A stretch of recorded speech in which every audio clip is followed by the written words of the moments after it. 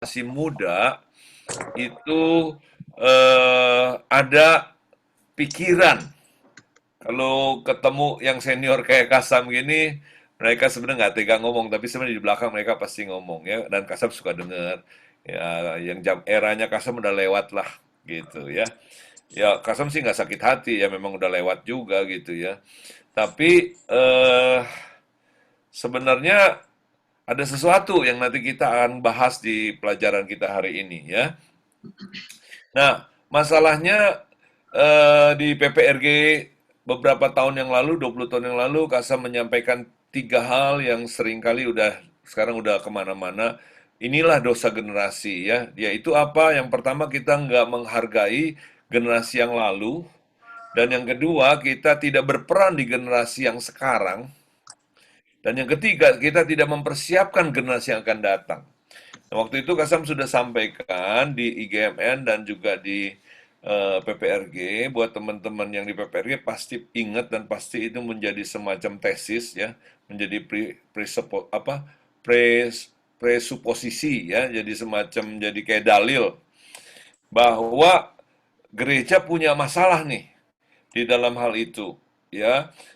Setiap kali peralihan suksesi kepemimpinan pasti dia membuang generasi sebelumnya ya.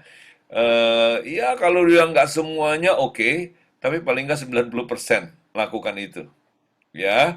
Dan yang kedua, pada waktu dia memimpin, kadang-kadang mereka bukannya sibuk menjawab tantangan di generasi mereka, tapi mereka mungkin cuma fora-fora menikmati kepemimpinannya ya. Lalu mereka tidak siapkan generasi berikutnya. Jadi kita punya masalah dari tahun ke tahun, dari abad ke abad. Nah, itu sebabnya hari ini izinkan Kasam sharing tentang everybody is a leader ya. Kita akan lihat ininya, PowerPoint-nya. Yuk, kita doa dulu, Kasam doa dulu. Bapak, siang ini kami kembali mengucap syukur kami boleh berkumpul lagi di dalam semua kesibukan kami, di dalam kehidupan kami masing-masing. Tuhan, dari berbagai kota, dari berbagai pulau, Tuhan, kami datang karena kami punya kehausan, kami punya kerinduan, supaya boleh kami menjadi alat, supaya kami boleh menjadi saksi, dan kami boleh jadi saluran berkat. Tuhan, banyak hal yang perlu diubah di dalam pemikiran kami, dalam perasaan kami, di dalam kami berkata-kata dan bertingkah laku. Biarlah Tuhan Engkau berkenan menunjukkan kepada kami apa yang kami perlu ubah. Dan biarlah Tuhan juga yang berkenan terus membentuk kami. Kami percaya Tuhan bahwa Engkaulah yang menciptakan dan Engkau yang memilih kami. Itu sebabnya kami mau datang memberikan hati kami, menyerahkannya supaya Tuhan tulis firman-Mu di dalamnya. Urapi hamba-Mu yang terbatas ini, supaya Tuhan bisa pakai dengan seleluasa mungkin. Segala puji hormat hanya bagi Tuhan saja. Dalam nama Yesus. Amin. Teman-teman, everybody is a leader. Ada satu ayat yang seringkali khususnya kelompok karismatik membacakannya, bahkan mengucapkannya dengan hafal. Ulangan 28:13. Tuhan akan mengangkat engkau menjadi kepala dan bukan ekor. Engkau akan tetap naik dan bukan turun. Apabila engkau mendengarkan perintah Tuhan Allahmu yang disampaikan pada hari ini, kau lakukan dengan setia. Ayat ini sangat populer, dan jemaat biasanya langsung amin, amin. Dan ini biasanya juga diucapkan dalam doa berkat. Kenapa? Karena kalau kita dengar kata kepala itu biasanya semua orang manggut-manggut dan amin. Kenapa? Semua orang nggak pengen jadi ekor. Naik, wah, yang kalau harga naik orang nggak senang. Tapi kalau gaji naik, posisi naik ya, semua orang senang. Dan biasanya yang namanya kepala pasti ada di depan ya. Yang namanya makan pasti di kepala. Tapi kalau di ekor nggak mau. Kenapa? Dekat lubang dubur. Siapa yang mau jadi ekor ya? Nah, teman-teman, jadi kalau ditanya siapa mau jadi kepala, ya amin lah ya. Dan siapa yang nggak mau jadi ekor, setuju lah ya. Nah, apalagi dengar kata naik. Makna naik biasa dimaknai dengan omset naik, ya, margin naik, aset jumlahnya naik, pamor naik, ya, dan apalagi popularitas, ya, dan sebagainya dan sebagainya. Turun, wah, nggak deh dijauhkan amit-amit katanya ya. Pokoknya ikut Tuhan selalu naik. Nah, apa sih maknanya? Apalagi yang namanya makna ekor. Tadi saya kan udah bilang, ya, yang namanya ekor lu mau dibuntut katanya gitu. Kenapa? Dibuntut tuh lu nggak berkuasa, dibuntut lu nggak punya apa-apa, nggak ada fasilitas. Buntut artinya lu kalah, ya. Lu nomor berapa di ranking? Wah, gua paling buntut, kata artinya lu paling bawah. Ekor biasanya dimaknai sebagai bawahan, staff. Wah, semua orang bilang kalau disuruh pilih mah gue mendingan di kepala. Itu artinya atasan. Pasti orang tahu lah yang namanya atasan ada fasilitas premium. Dan biasanya ada kuasa. Nah, teman-teman, inilah juga yang murid-murid tampilkan ketika mereka berjalan bersama Yesus. Ini awal mereka ikut Tuhan. Mereka bertengkar tentang siapa yang lebih besar di antara mereka. Dan Yesus ngajar. Yesus ngajar tentang kalau kamu mau menjadi yang besar, oke, jadilah yang terkecil. Jadi di sini ada koreksi makna. Tuhan mau murid-muridnya menggunakan kata besar itu nggak salah, tapi maknanya apa? Ya, makna yang disebut besar, yang disebut kepala, yang disebut ekor, yang disebut naik, yang disebut turun apa? Di akhir perjalanan mereka bersama Yesus sebelum Yesus ke Golgota, mereka bertengkar, topiknya masih sama. Siapa yang lebih besar? Yesus menegaskan raja-raja di dunia ini memerintah rakyatnya dengan, sebagai kepala mereka menjalankan kuasa. Tapi tidak demikian dengan kamu, katanya. Kamu menjadi besar, menjadi pemimpin itu, yaitu sebagai dulos. Dulos itu budak. Seperti Yesus juga sebagai dulos. Jadi Yesus koreksi terhadap apa arti kata makna. Dan saya heran, hari ini di gereja-gereja yang disebut kepala, itu artinya apa? Engkau akan jadi kepala, amin. Maksudnya apa? Lu dulu naik sepeda, sekarang lu naik Mercy. Atau besok lu naik Mercy. Lu sekarang mulai bawahan, sekarang lu nanti jadi atasan. Kesaksian-kesaksian bahwa naik pangkat itu dipromosi menjadi sesuatu yang memang patut kita syukuri. Tetapi jangan diagung-agungkan sehingga seolah-olah kalau engkau posisimu belum menjadi majikan, belum menjadi big boss, seolah-olah lu tidak hidup di dalam berkat Tuhan. Jangan kita berpikir bahwa kalau orang yang menjadi supir itu lebih hina dari majikannya. Teman-teman, mau tidak mau, kita mesti melihat apa yang Yesus ajarkan ketika bicara tentang kepala dan ekor. Lalu, buat kita apa makna kepala dan ekor naik dan turun? Saya tawarkan. Paul MacLean, psikolog, dia mengajarkan bahwa di otak manusia, menurut dia dalam penelitiannya bisa diklasifikasi berdasarkan fungsinya ada 3 jenis. Satu otak reptil, disebutnya dalam bahasa pasaran. Lalu disebutnya juga otak mamalia, dan satunya lagi otak manusia. Kenapa? Karena makhluk reptil punya otak reptil, lalu mamalia punya 2, mamalia dan reptil, dan manusia punya 3. Nah, kita perlu tahu bahwa otak reptil itu fungsinya sederhana. Baik reptil, mamalia, manusia butuhkan tiga-tiganya, itu butuhkan otak reptilnya. Kenapa? Karena otak reptil ini di mana juga disebut batang otak di dalam manusia, lalu kemudian berfungsi untuk mempertahankan hidup. Kalau sampai lapar terus ada rangsangan untuk cari makan, rangsangan untuk memangsa binatang, ya ini buaya itu kalau lapar, nih otaknya langsung mengaktifkan dia. Untuk apa? Untuk cari makanan. Nggak nunggu makanan datang, nggak cari. Jadi otak reptil ini berguna nggak? Berguna. Dari mana? Dari Tuhan atau dari setan? Dari Tuhan. Manusia juga diberi otak ini untuk apa? Untuk mempertahankan hidupnya. Untuk lari, ada rasa takut, itu otak reptil. Ketika kita lihat kebakaran, ya, reaksi, otak reptilnya langsung reaksi. Nggak diolah tuh, nggak diolah, langsung reaksi. Ya, ada bom ledak, ada orang bawa golok, langsung kita bereaksi. Reaksinya apa? Kalau kita nggak pinter silat, ya kabur aja. Ya, itu bukan neokortek.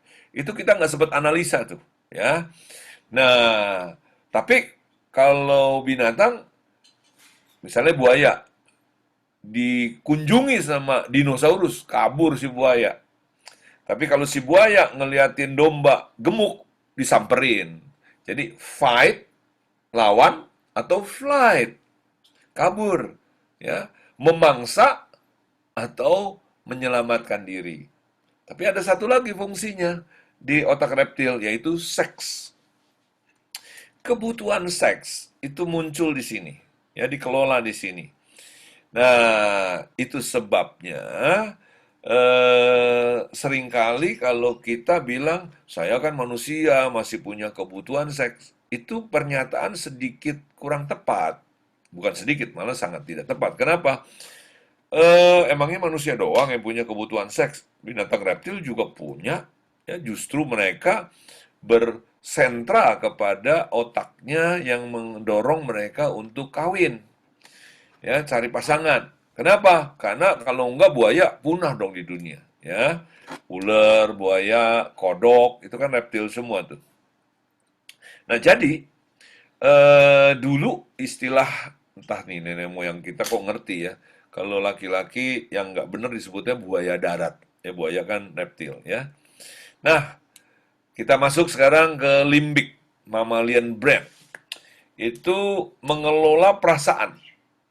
Ada rasa sedih, ada rasa gembira, ada rasa sayang, ada rasa kangen. Buaya nggak punya kangen, ya. Makanya disebut buaya darat. Kenapa? Urusannya seks doang, ya. Nggak ada rasa kangen, nggak ada, ya. Nggak pengen disayang-sayang tuh buaya, ya. Beda kalau mamalia kucing, ya, anjing. Dan selapar-laparnya kucing, nggak bakalan makan anaknya, nggak bakalan. Ya, mungkin kejadian satu dua kali pasti mungkin pernah aja ya, tapi pada umumnya enggak. Beda dengan buaya. Kalau buaya telurnya netes, dia nggak tahu itu anaknya. Dia nggak dia nggak ngerti kalau ini yang buaya-buaya mungil-mungil ini produk saya gitu. Dia nggak ngerti. Dia juga nggak nyusuin. Ya, kenapa? Ya karena memang begitu. Nah, kalau lagi paceklik nggak ada makanan, itu buaya dewasa akan makan tuh anak-anak buaya tuh, dijadiin makanan, ya. Jadi biasanya kalau para peternak memisahkan supaya jangan sampai anaknya dimakan dan buaya induknya dikasih makan. Nah, teman-teman, manusia diberi juga otak mamalia supaya kita punya rasa kangen, rasa sayang, rasa rasa pengen disayang juga, ya. Nah, jadi kalau kita bilang, gua kan manusia, gua juga butuh disayang. Nah, ini juga kurang tepat. Kenapa? Kucing juga sama, ya. Nah, zaman sekarang kalau Anda bandel, bukan buaya darat, Anda pakai perasaan namanya kucing garong, ya. Jadi ini ilustrasi-ilustrasi metafora di pasar, ya. Tapi menurut saya tepat, tepat, ya. Nah, manusia punya neokorteks. Cuma manusia nih punya, ini ada di frontal dia, di depan sini. Dia mampu mengelola makna. Artinya, kucing ketika ngelihat Yesus disalib, dia nggak ngerti maksudnya apa sih. Buaya ngeliatin Yesus disalib, nggak ngerti. Tapi kalau manusia ketika ngelihat sesuatu, ada orang tersalib, mikir loh, kenapa ya? Apa yang terjadi ya? Nah itu kenapa? Karena manusia mengelola makna. Misalnya kalau saya lagi nggak punya duit, tapi saya beliin juga nih makanan burung. Lalu saya bilang sama burung, aduh kamu tahu nggak nih saya pengorbanan nih beliin makanan buat kamu. Saya ngomong, si mamalia sih nggak ngerti, sama binatang reptil nggak ngerti. Yang dia ngerti makanannya aja, pengorbanannya dia nggak ngerti. Nah itulah sebabnya teman-teman, Tuhan meminta manusia menjadi kepala. Maksudnya apa? Maksudnya kita ini ya kan di dalam kepala kita ini dikasih otak yang lebih. Kita diminta Tuhan menjadi kepala, bukan ekor. Kenapa? Nah ini ya, saya ingetin lagi bahwa Adam dan Hawa diberi tugas job desk saya sebutnya, mengelola bumi. Ya, kompetensinya apa? Mengelola makna. Itu sebabnya Tuhan kasih neokortek. Hanya di neokortek lah manusia bisa berkomunikasi dengan Tuhan, manusia bisa mengerti makna, manusia bisa mengerti apa isi pikiran dan perasaan Tuhan. Binatang yang lain, makhluk lain sama sekali nggak ngerti. Nah, di sini teman-teman perlu kita cermati ya skema ini.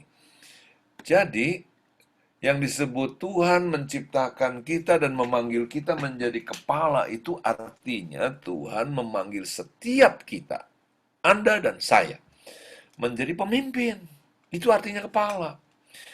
Kepala di sini bukan jabatan, tapi memimpin. Anda bilang, gue mau memimpin. Nah, di sini yang disebut pemimpin, tapi jangan salah paham, bukan pemimpin organisasi, bukan pemimpin di struktur. Tetapi pemimpin dalam makna apa? Karena Anda perlu membuat keputusan. Keputusan untuk apa? Karena setiap kita pasti menghadapi yang namanya masalah. Keputusannya pasti dibuat untuk menjawab masalah. Nah, siapa yang menjawab dan menyelesaikan masalah? Ya pemimpin.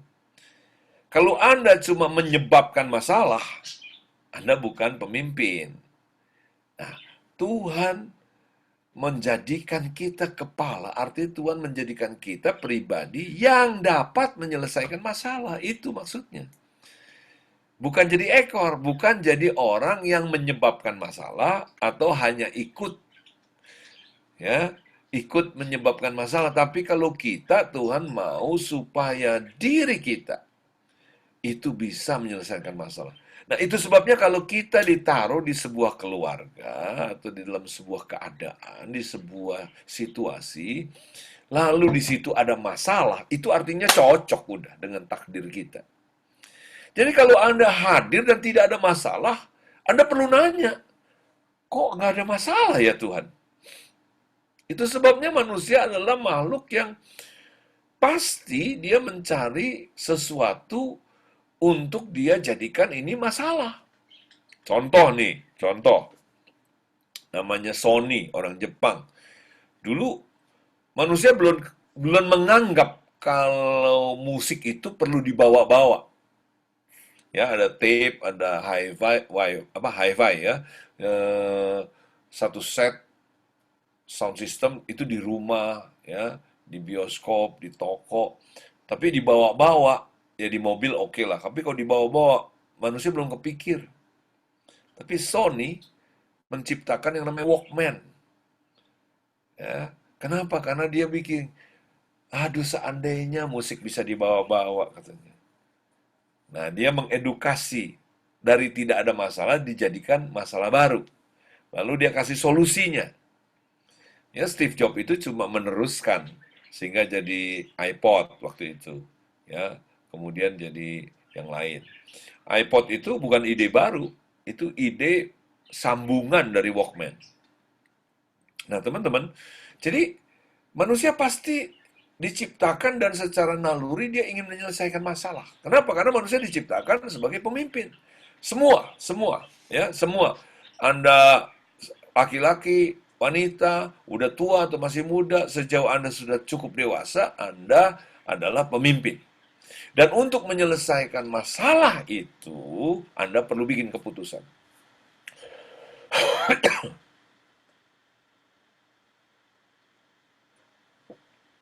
Saya bikin keputusan. Hari ini duduk tampil di Zoom. Kenapa? Karena saya mau menyelesaikan masalah. Masalah apa?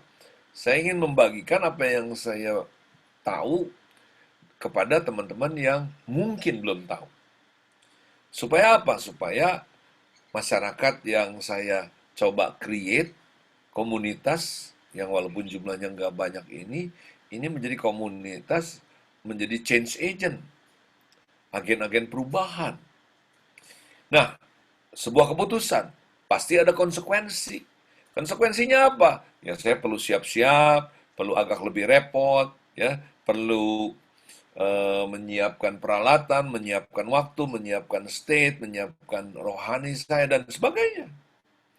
Nah, konsekuensi ini yang kemudian sebenarnya kalau diterima sebagai tanggung jawab. Dulu waktu saya ambil keputusan mau nikah, menyelesaikan masalah apa? Gua perlu nikah. Masalahnya gue perlu nikah. Oke, bikin keputusan. Tahu-tahu konsekuensinya apa? Kok nggak cocok nikahnya? Hubungan kok komunikasi nggak cocok sama Kak Ani. Wah, saya bilang ya udah kita putus aja.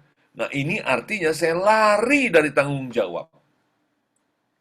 Ketika seseorang lari dari tanggung jawab, kalau nikah itu cuma mau enaknya, itu artinya saya melanggar takdir saya sebagai pemimpin.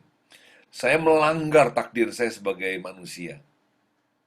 Nah, ini adalah bagian salah satu yang terutama ketika Kasa mengalami namanya survival return. Kesadaran bahwa, oh, nggak bisa. Begitu gua ambil langkah untuk lari dari konsekuensi, itu bukan gua nggak bertanggung jawab. Gua bukan manusia. Dan bahkan gua bukan pemimpin. Dan gua bukan manusia lagi. Saya dikunci itu waktu itu. Wah, ini repot ini. Tapi gimana ya? Nah, gimana caranya untuk saya bisa menyelesaikan masalah? Nah, teman-teman, Anda duduk di depan layar masing-masing dengerin saya karena Anda juga bikin keputusan. Entah kapan, tapi yang pasti keputusan itu Anda lakukan tadi jam 1. Itu untuk menjawab masalah, menyelesaikan masalah. Saya nggak tahu Anda masalahnya apa masing-masing, tapi karena punya masalah, entah masalahnya karena pengen tahu, masalahnya lapar rohani, apakah masalahnya Anda pengen mengalami sebuah terobosan, saya nggak tahu, masing-masing Anda beda, lalu Anda bikin keputusan. Dan keputusan itu yang membuat Anda berkonsekuensi. Ambil komitmen, sediain waktu, sisihkan tontonan yang lain, sisihkan kesibukan lain, janji-janji lain, Anda duduk manis, Anda dengerin. Dan itu yang disebut tanggung jawab. Responsible. Nah, teman-teman, dengan skema ini, artinya kita sudah sekarang mengetahui makna yang disebut kepala dan ekor. Ya, ekor artinya orang-orang yang tidak ambil keputusan. Padahal nih, Anda nggak bikin keputusan, tetap juga keputusan. Tapi keputusan yang lari dari tanggung jawab. Itu artinya ekor. Ya. Dan yang disebut naik apa? Ya naik artinya tadi mungkin Anda jadi kepala skala 1. Naiklah jadi kepala skala 2. Anda belajar tanggung jawabnya tadi yang kecil. Sekarang ambillah tanggung jawab yang lebih serius lah. Lebih gede lah. Beranilah lebih jujur. Beranilah menerima tanggung jawab. Gitu ya. Sampai apa? Sampai sepenuhnya kita bisa serupa Kristus. Itu artinya naik ya. Jadi teman-teman, kalau kita ingkar dari tanggung jawab dan menyalahkan orang lain, itu ciri-ciri orang insecure, Itu ciri-ciri orang low self-esteem, itu ciri-ciri orang identitas miskin, menyalahkan. Bukan saya, tapi mereka yang salah. Tuhan, saya salah, tapi Hawa lebih salah. Itu ciri-ciri orang jatuh dalam dosa. Ciri dari orang yang sudah jatuh dalam dosa pasti low self-esteem, pasti jadi ekor, pasti menolak tanggung jawab. Itu sebabnya kalau kita lihat, Yesus tidak ingkar dari tanggung jawab. Di kayu salib dia berkata, Bapa, ampuni mereka tidak tahu apa yang mereka lakukan. Yesus mengambil tanggung jawab itu bukan menjelaskan, tapi mengambil resikonya. Nah, waktu saya belajar ini, saya sadar bahwa yang namanya hidup, kalau saya mau jadi manusia, saya nggak bisa cuma menjelaskan. Nah, seringkali kita yang namanya tanggung jawab itu cuma menjelaskan. Kenapa ini piring sampai pecah? Oh, tadi ya ada yang senggol piring ini jadi pecah. Kita pikir tanggung jawab kita udah selesai tuh. Yang penting saya udah jelasin kan. Padahal yang namanya tanggung jawab perlunya kita mulai berpikir.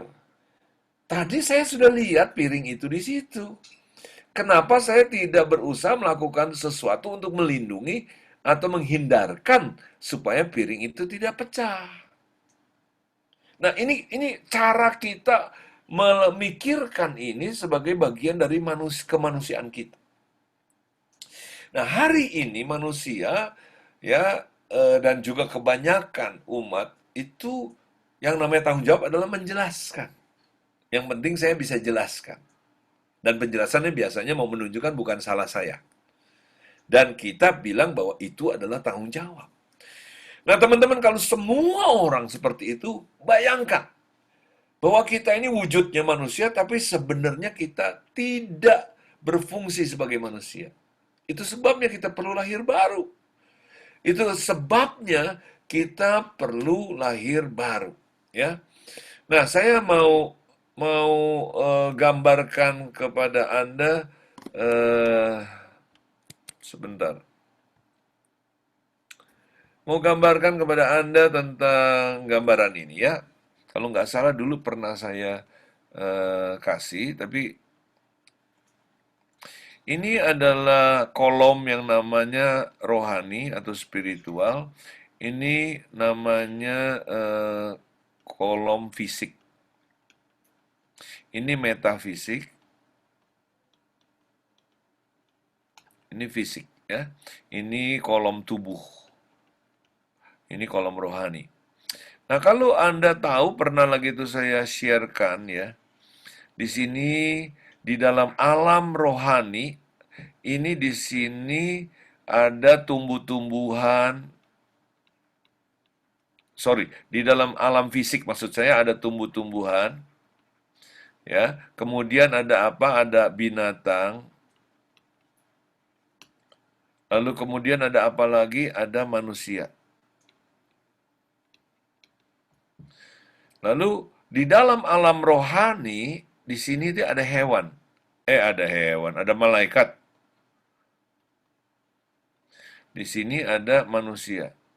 Kenapa? Karena manusia makhluk roh, malaikat juga makhluk roh. Tumbuh-tumbuhan nggak ada yang tumbuh-tumbuhan roh, saya belum tahu. Mungkin nanti kita dalam kekekalan kita akan paham. Yang kita terekspos dalam alam rohani cuman ini dan ini. Lalu Anda bertanya, Tuhan ada di mana? Di dalam alam rohani atau alam fisika? Silakan buka mic Anda kalau Anda pengen menjawab. Tuhan ada di dalam alam rohani atau alam dunia. Yang disebut dunia itu ini sebenarnya, alam fisik. Di sini metafisik, di sini ada tubuh, di sini ada roh.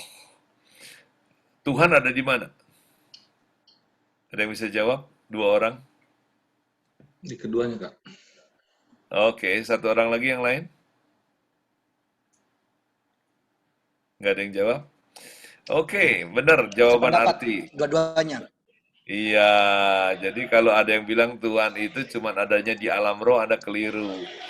Ya, ini mungkin perkataannya bahkan perlu saya koreksi diri saya. Kan tadi saya tanyanya gini, Tuhan ada di mana? Jawabannya Justru ini ada di dalam Tuhan. Ada di dalam Tuhan. Kenapa? Karena Tuhan lebih besar dari semesta. Setuju ya? Bukan Tuhan di dalam semesta, tapi semesta ada di dalam Tuhan. Karena Tuhan pencipta dari semesta. Tuhan lebih besar dari ciptaannya. Ya. Nah, teman-teman, ketika manusia jatuh dalam dosa, manusia jatuh ke level ke sini. Bahkan sama seperti binatang. Makanya kitab Wahyu berkata, inilah angka binatang itu, 6, 6, 6. Manusia diciptakan di hari ke-6, binatang juga diciptakan hari ke-6. Ya. Dan artinya manusia ini perilakunya nggak beda dengan binatang. Kenapa? Manusia yang jatuh dalam dosa kehilangan nafas Allah, kehilangan rupa dan gambar Allah, kehilangan ya kesadarannya akan keberhargaan dirinya. Dia jatuh. Ya, itu sebabnya Tuhan Yesus datang menjadi lebih rendah ya dari yang namanya budak. Kenapa? Karena yang namanya budak zaman dulu itu sama dengan binatang. Budak itu dijual seperti binatang, ya, di pasar-pasar budak. Kalau yang masih muda mahal, yang udah tua biasanya lebih murah, ya. Leo lebih mahal kalau di pasar budak, Kasam lebih murah. Tapi kalau yang udah tua, ya bongkok-bongkok, ompong, burem, batuk-batuk, ya, udah tidak ada harga. Tidak ada harga. Ya, dijadikan bonus tambahan juga nggak ada yang mau. Kenapa? Ini udah sampah. Nah, hamba yang sudah seperti ini, tugasnya itu cuma di ambang pintu atau di teras. Tugasnya apa? Nungguin tamu. Kalau ada tamu datang, tugasnya si budak tua yang udah nggak ada harga ini, ya, yaitu basuh kaki. Basuh kakinya tamu. Jadi waktu Yesus memperagakan pembasuhan kaki ini bukan upacara rohani. Yesus sedang menunjukkan kepada murid-murid dan kita semua bahwa Yesus sudah menempatkan diri di posisi yang paling rendah. Tidak mungkin lebih rendah lagi. Kenapa? Budak yang tidak ada harganya. Dan setiap kali tamu kalau datang kakinya lagi dibasuh, si tamunya lagi jengkel, itu budak bisa digampar, bisa ditendang sampai mati. Majikannya nggak bisa ngebela dan nggak mau ngebela. Kenapa? Memang budak itu ditunggu hari kematiannya. Jadi budak yang tidak ada harganya itu, dia duduk di teras, masih dikasih makan sama majikannya secukupnya untuk menunggu kematiannya. Dan sebelum mati, cuma dikasih tugas satu, basuh kaki tamu. Dan ketika Yesus membasuh kaki, Yesus mau bilang, aku sedang menunggu hari kematianku. Teman-teman, betapa ini bukan drama. Betapa ini bukan sebuah ungkapan kosong, tapi ini adalah sebuah pemaknaan yang luar biasa dari pemahaman kepala dan ekor. Kenapa? Karena Yesus mengambil tanggung jawab. Saya mau tunjukkan, ketika Daud menjadi pemimpin, satu kali dia punya pemukiman diserbu waktu Daud sama tentaranya pergi, ini diserbu, ya bahkan diangkut istri dan anak-anak, dan waktu Daud kembali dengan tentaranya, dapati semuanya sudah hilang, rusak, dibakar. Tentaranya atau rakyat yang menyertai Daud ingin melempari Daud dengan batu, bayangin gak sih? Kenapa? Karena mereka saking frustasinya, saking marahnya, ya merasa Daud salah strategi. Apakah Daud bereaksi dengan otak reptilnya? Apakah Daud bereaksi dengan otak mamalianya? Ternyata tidak. Dia bereaksi dengan otak neokorteksnya. Apa yang Daud lakukan? Jadi kalau jadi pemimpin itu artinya Anda mesti pandai untuk tidak mengizinkan si reptilian brain menjadi pilot. Karena otak kita ini cuma tersedia satu kursi pilot. Kalau Anda biarkan si reptilian brain yang jadi pilot, maka seluruh hidup kita ini dikontrol oleh reptilian. Misalnya kalau dulu saya sampai marah-marah bener, benci-benci bener, kesel-kesel bener, itu artinya reptilian brain saya muncul sebagai pilot. Manusia bisa melakukan apa saja tuh kalau udah kayak gitu. Ya, reptilian brain bereaksi, membela diri. Ya karena saya disakiti, saya juga ngamuk. Kalau saya disakiti, saya juga balas marah. Ya, bertengkar itu reptilian brain, teman-teman. Ya. Nah, kalau saya biarkan mammalian brain yang berkuasa, ya karena yang namanya marah bisa beratnya ke reptil, bisa berat juga ke mamalia. Ya, kalau udah diekspresikan reaksinya over, itu jadi reptilian.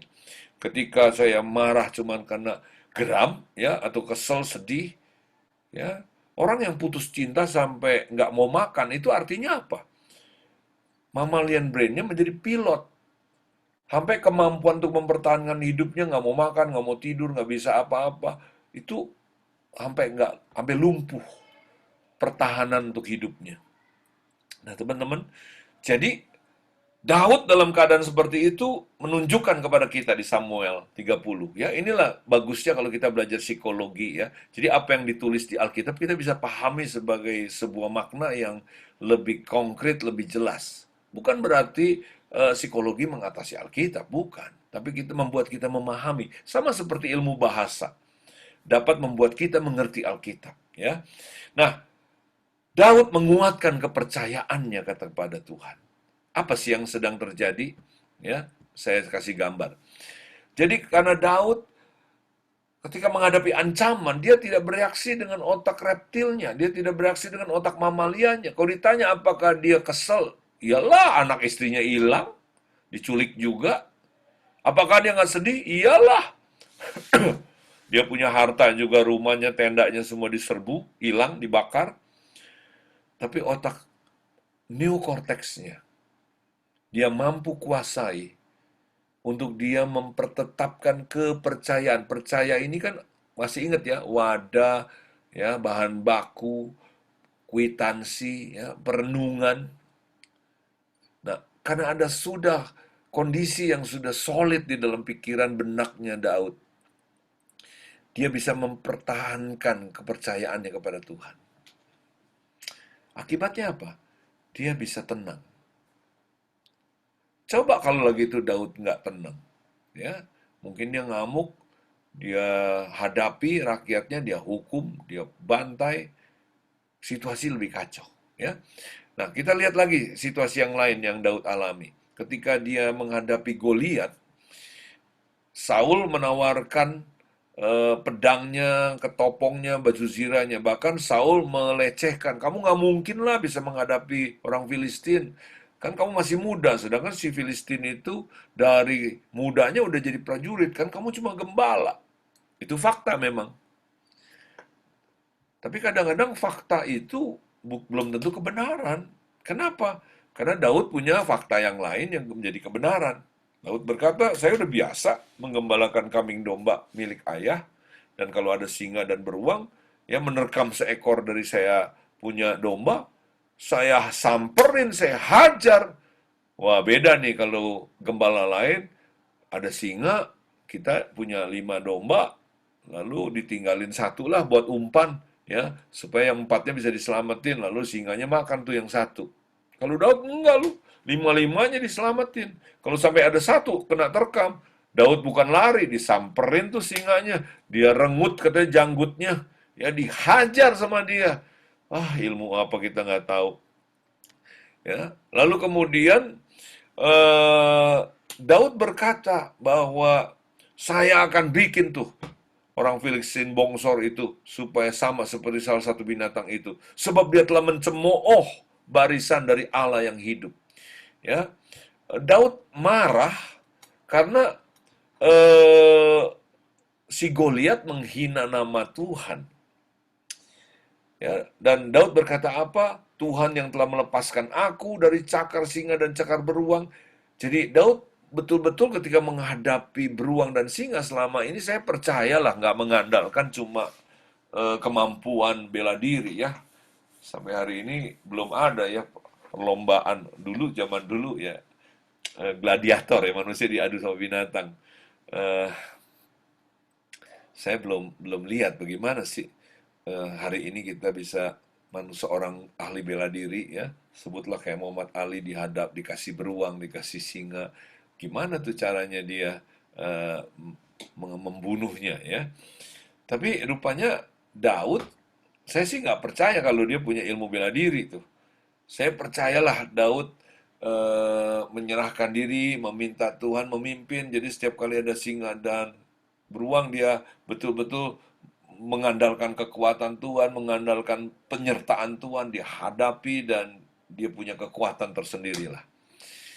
Nah, saya bertanya-tanya dalam cerita ini yang kita semua-semua tahu bahwa Daud menggunakan ali-ali dan batu kecil, lalu si Goliat eh, kena jidatnya, rubuh, mati langsung.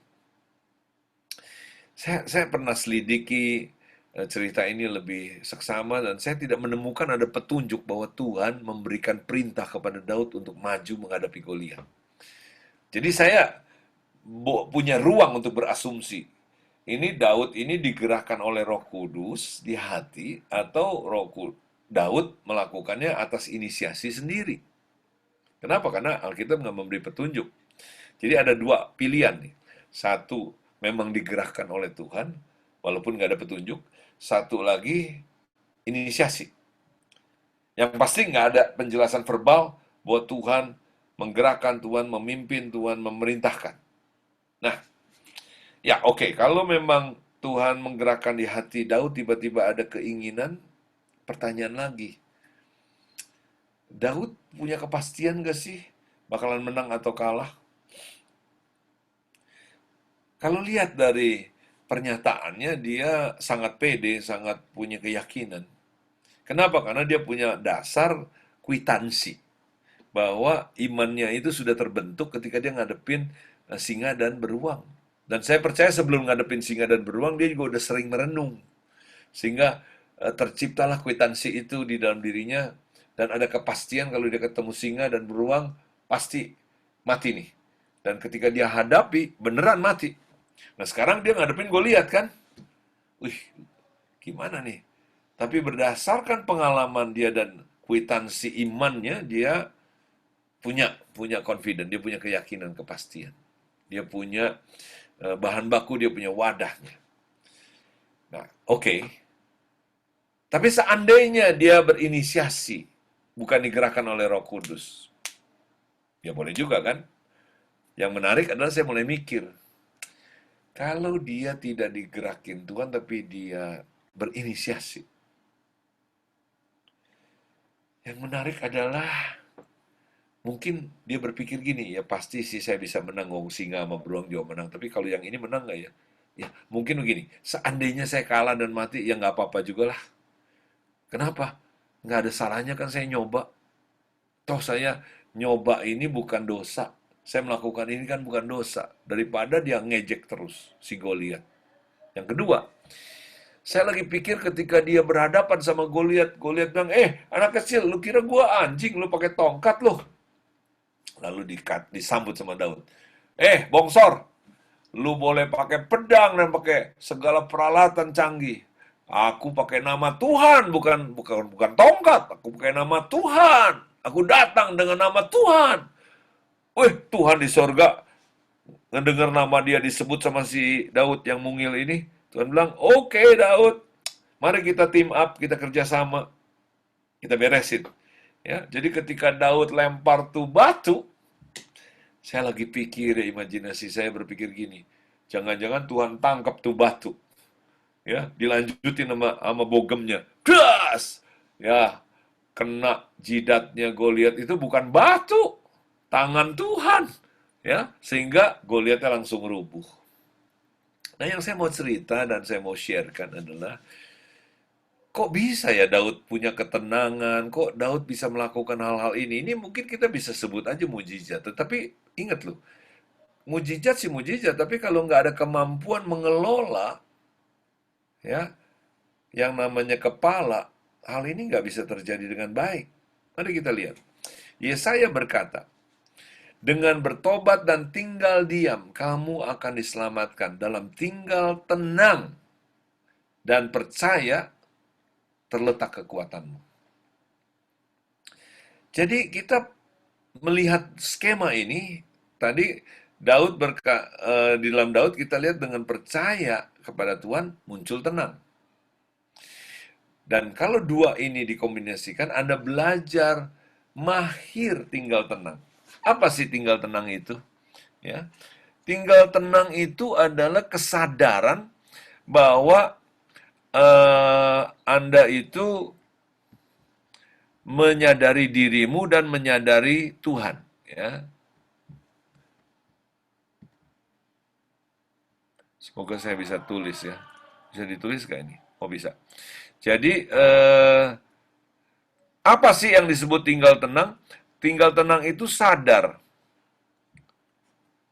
Sadar, kita tidak dikuasai oleh reptil, kita tidak dikuasai oleh mammalian brain. Tapi sadar, artinya kita sepenuhnya under control. Sadar tentang apa? Tentang adanya Tuhan, dan sadar tentang diri kita, dan sadar tentang persekutuan antara Tuhan dengan kita. Nah ini teman-teman, di dalam dunia training seringkali kita menyebutnya mindfulness.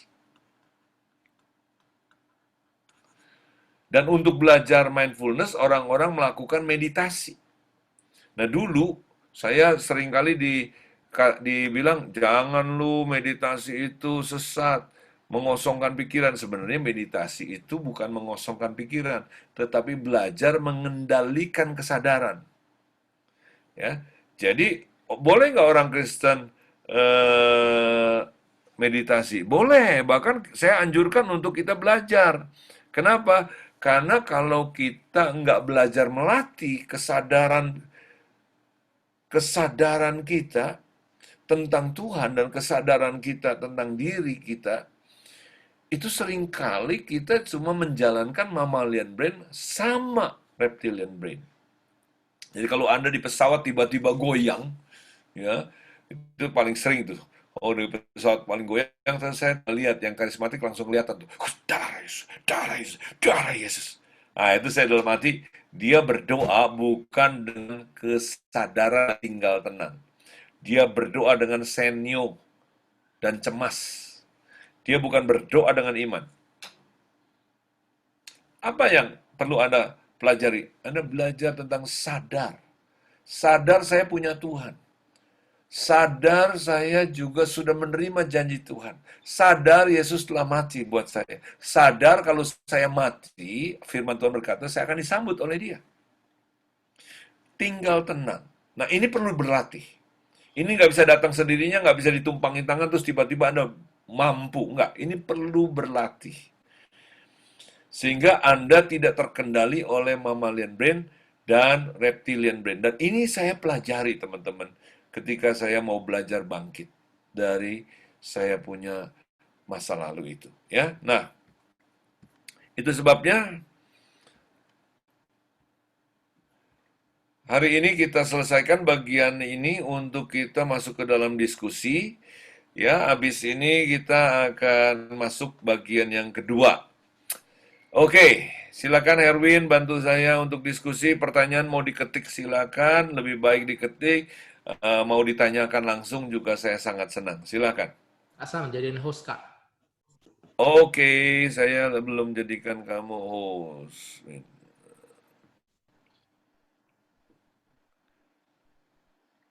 Oke, good. 10 menit ya, Kak ya? Ya, tanya jawab silakan. 10. Nanti kita baru break up. Kita belum break up room ya, belum ya. Oke. Oke, bagi Bapak Ibu yang mau bertanya bisa langsung tulis di kolom chat, di ruangan chat. Topik kita adalah menjadi pemimpin, paling tidak untuk dirimu. Bagaimana memimpin dirimu? Jangan biarkan neokortekmu dijajah oleh reptilian dan mammalian brain. Artinya engkau tanpa sadar jadi ekor. Ya, kalau ada kecemasan, ada kekhawatiran, artinya mammalian brain Anda sudah menjadi pilot, sudah menjadi pembajak, dan neokortek Anda nggak berfungsi. Ya, itu sebabnya Tuhan berkata, janganlah kamu khawatir. Silakan pertanyaan. Kak Sam, Yuk. kalau kita mengasihi Tuhan dan akal budi berarti pakai neokortek ya, Kak ya? Ya, ya. Very good question, benar. Dengan segala kekuatanmu, dengan segala akal budimu, dengan neokortek. Nanti kalau dari neokortek kita bisa kuasain reptilian brain. Dari neokortek kita bisa kuasain mammalian brain kita.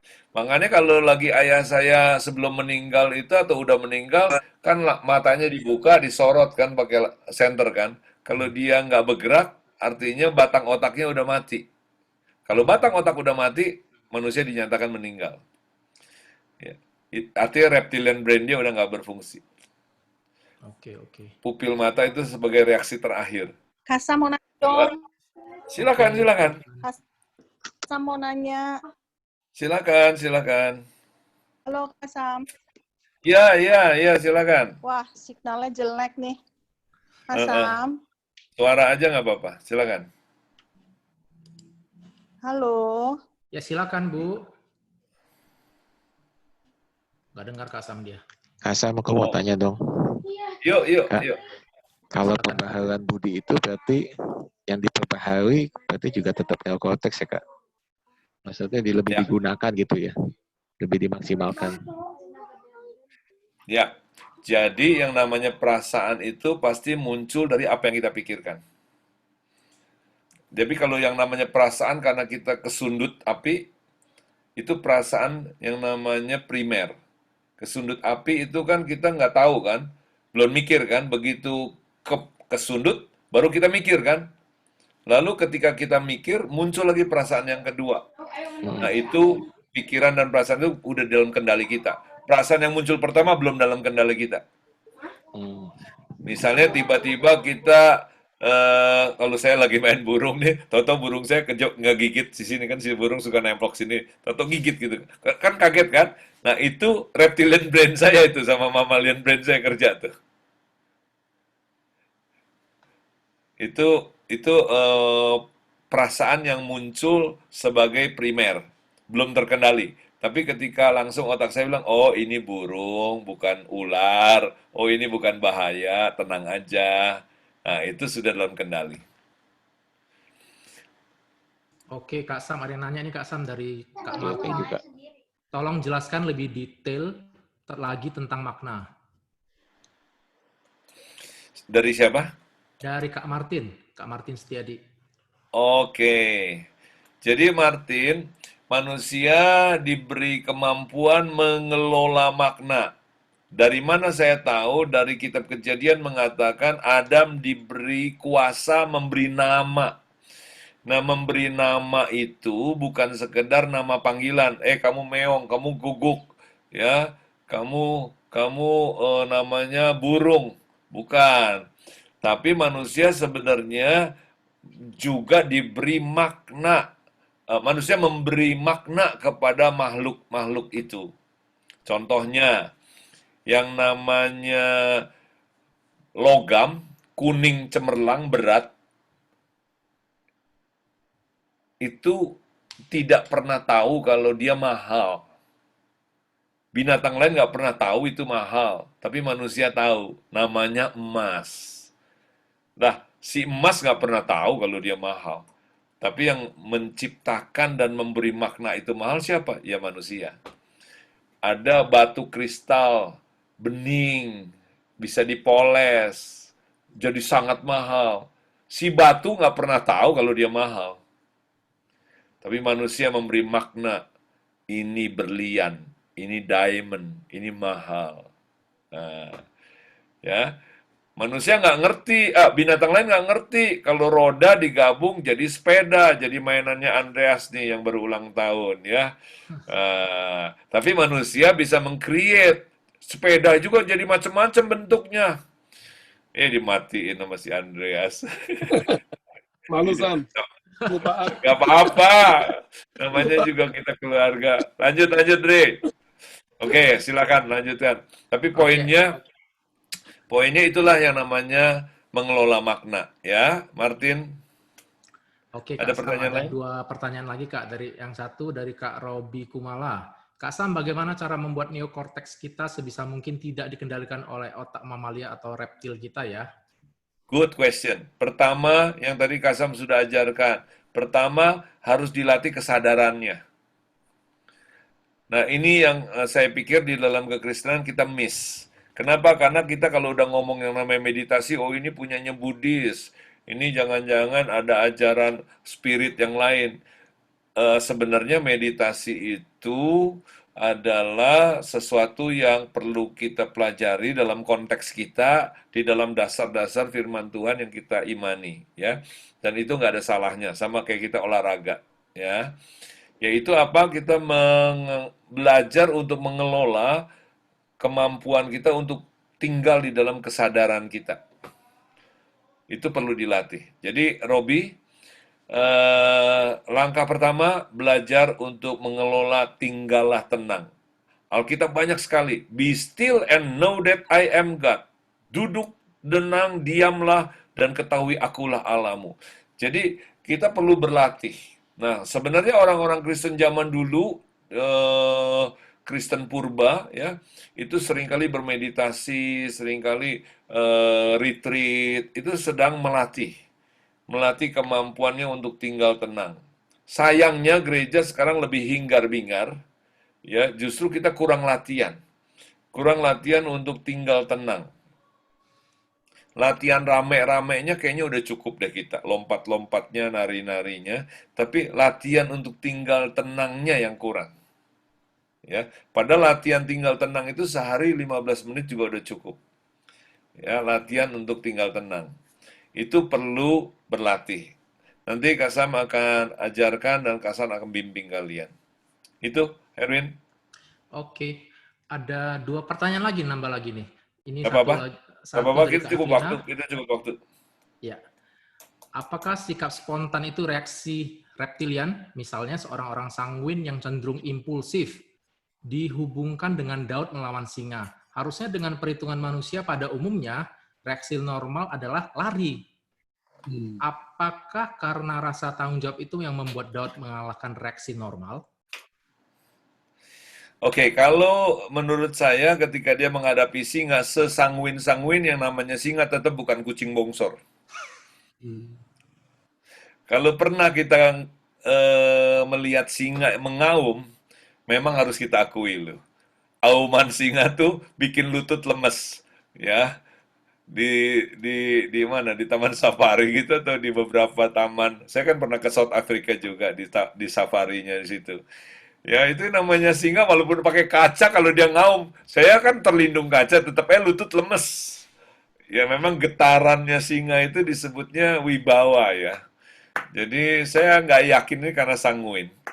Saya yakin Daud di dalam persekutuannya dengan Tuhan itu sudah sampai dia konsultasikan Tuhan, ini gimana nih situasinya, masa aku kabur, ya. Jadi sebelum singa itu datang dia udah mulai berpikir, udah merenung, sampai keluarlah ayat-ayat Tuhan mengajari jari-jariku katanya untuk berperang. Tuhan ajari aku, ya. Jadi saya pikir ini liwatin perjalanan spiritual journey dia sama Tuhan. Beruang, beruang itu bukan binatang yang gampang untuk ditaklukkan itu. Kelihatannya lamban. Tapi begitu dia cengkram, jangan pernah ngarepin lepas tuh. Begitu dia pegang, selesai tuh. Kalau beruang saya suka identikan, kalau petarung, petarung gulat. Ya, kemarin-kemarin ngobrol sama Eliakim katanya kalau bela diri yang paling menakutkan bukan tinju, bukan kungfu, gulat. Kenapa? Begitu lu kepegang, jangan pernah lu pikir bisa lepas. Karena orang gulat itu cengkramannya mengerikan. Terus saya ingat, wah kalau yang namanya beruang, beruang itu pegulat. Badannya kayak sumo itu kan bukan bukan karena lincahnya, karena begitu dipegang, ditekep, matilah kita. Gitu ya. Jadi itu jawabannya. Oke, yang terakhir Kak. Kak Sam, bagaimana praktek praktisnya untuk meditasi atau mengolah tinggal tenang? Oke. Ya, siapa nih yang nanya? Nih biarin saya catat dulu. Kak Jesse Guna. Pati. Oke, Jess, itu nanti ada sesinya sendiri, Jess. Bisa sekitar 1 jam 2 jam ya.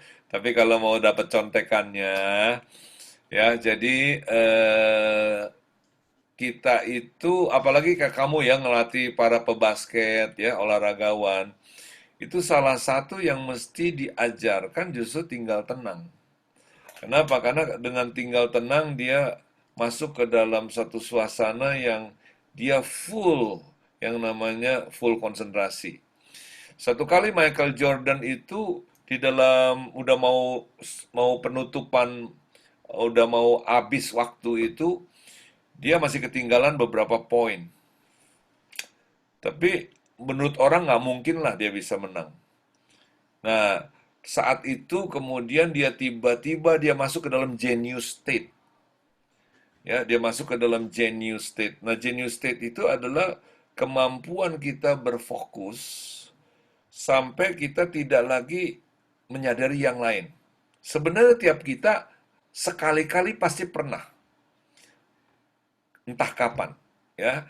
Dalam keadaan-keadaan tertentu kita bisa sampai lupa kanan kiri, lupa sama lapar, kita lupa sama yang namanya bahkan utang, lupa sama mertua, lupa sama semuanya. Kenapa? Saking konsentrasinya.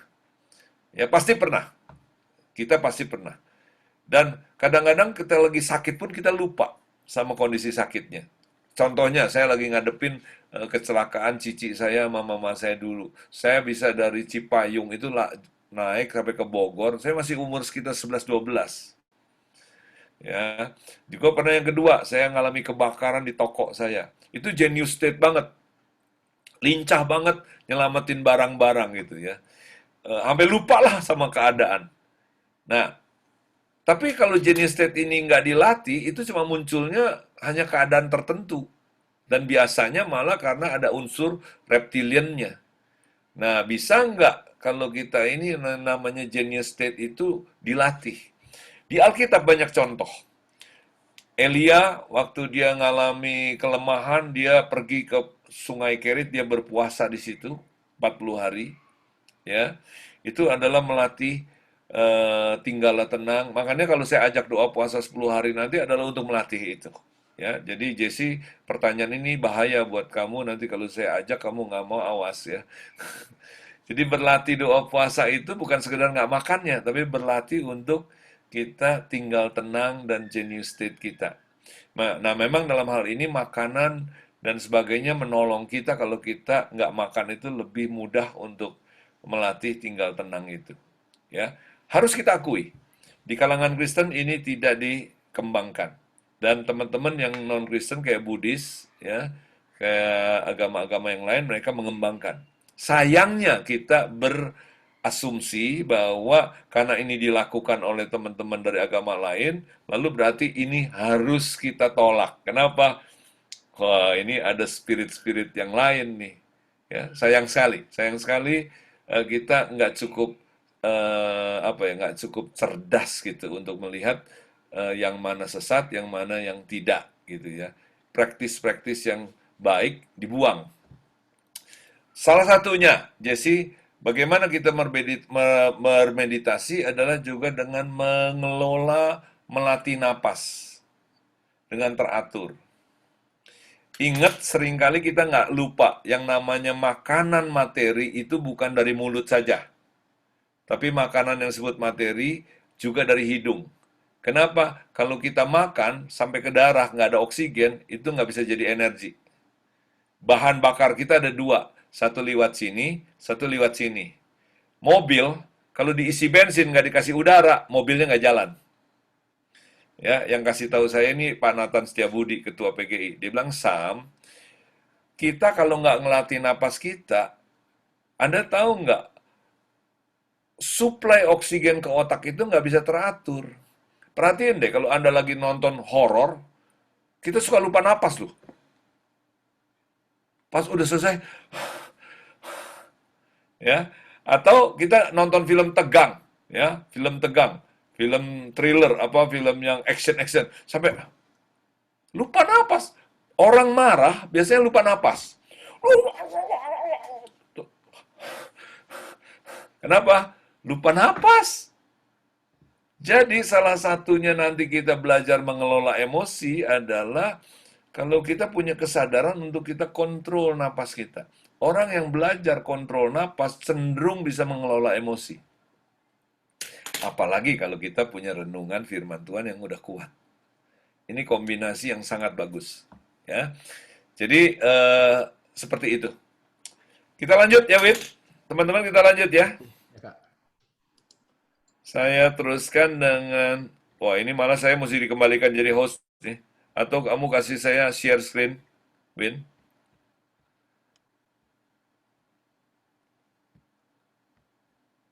Bisa, Win? Kasih share screen, Win. Di security, Win. Oke. Nah, tadi everybody is a leader. Dan sekarang everybody is a history driver. Kalau Anda menjadi pemimpin untuk dirimu, maka Anda juga akan jadi pemimpin bagi hal-hal yang saya akan sebut sejarah ya di masa depan kita. Ingat, ini ada hukum yang perlu kita pahami. Hukum ini berlaku di dunia spiritual, juga berlaku di dunia fisik, yaitu Kronos dan Kairos. Saya mempelajari banyak versi, ungkapan, tafsiran, tapi ini versi saya. Apa sih Kronos, apa sih Kairos? Kairos itu bukan sekedar ini waktunya Tuhan. Kalau belum waktunya Tuhan, ya itu nggak mungkin terjadi. Seolah-olah ini cuma kemutlakan kedaulatan Tuhan. Saya kalau bicara tentang kedaulatan Tuhan, pasti saya sangat percaya. Tapi teman-teman, seringkali kita lupa. Banyak hal yang namanya kedaulatan Tuhan itu, Tuhan sudah percayakan kepada kita di bagian kronosnya. Contoh, seorang manusia lahir ya pada bulan 9, tapi mamanya kan hamil bulan Desember Januari. Nah, selama masa mengandungnya ini adalah kronos.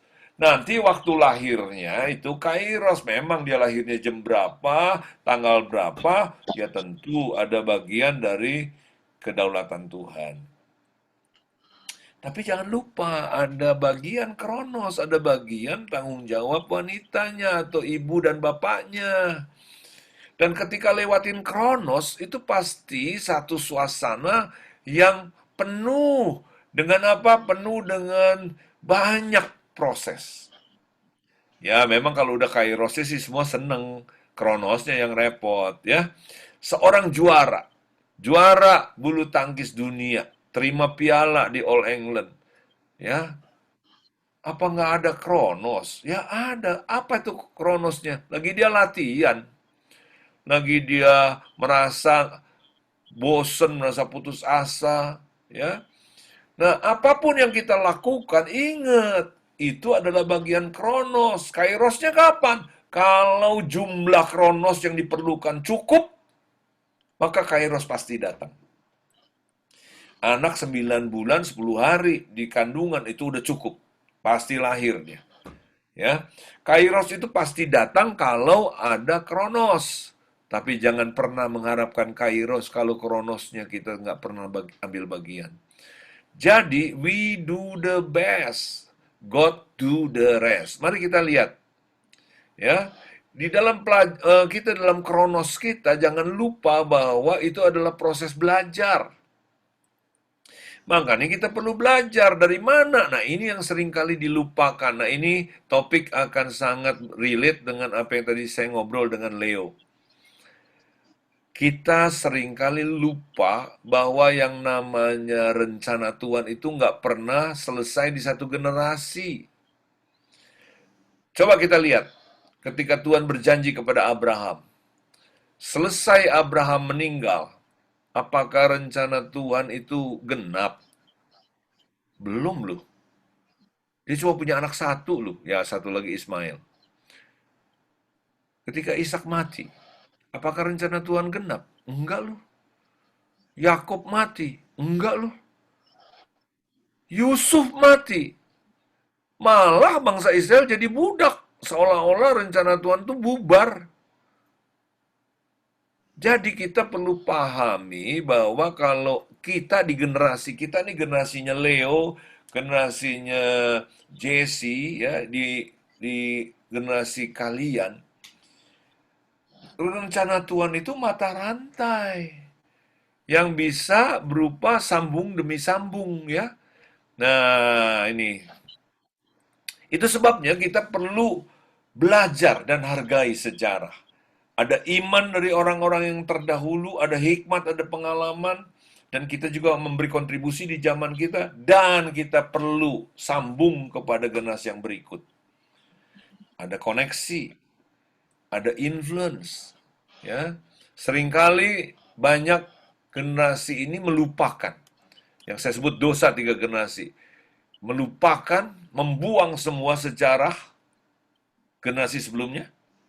Pas generasimu bahwa engkau juga mulai dari nol, malah engkau berantakan, dan sementara itu engkau lalai menyiapkan generasi berikutnya. Mari kita lihat. Ruth tuh nggak pernah nyangka loh, beneran. Dia sukunya suku Moab. Mana pernah sih dia kepikir bahwa dia akan melahirkan seorang raja besar namanya Daud? Mimpi juga nggak bisa mimpi dia. Tapi yang namanya Tuhan, mana pernah kita tahu loh cucu kita tuh nanti apa? Emangnya kakeknya Jokowi tahu kalau nanti suatu kali cucunya jadi presiden? Nggak ada yang tahu. Neneknya Soekarno nggak pernah tahu kalau cucunya jadi presiden pertama. Begitu juga Anda dan saya. Kita nggak tahu loh. Ya. Dan rencana Tuhan itu sambung menyambung di luar kendali kita loh. Nah itu sebabnya kita perlu menghargai sekarang siapapun kalau kita ketemu.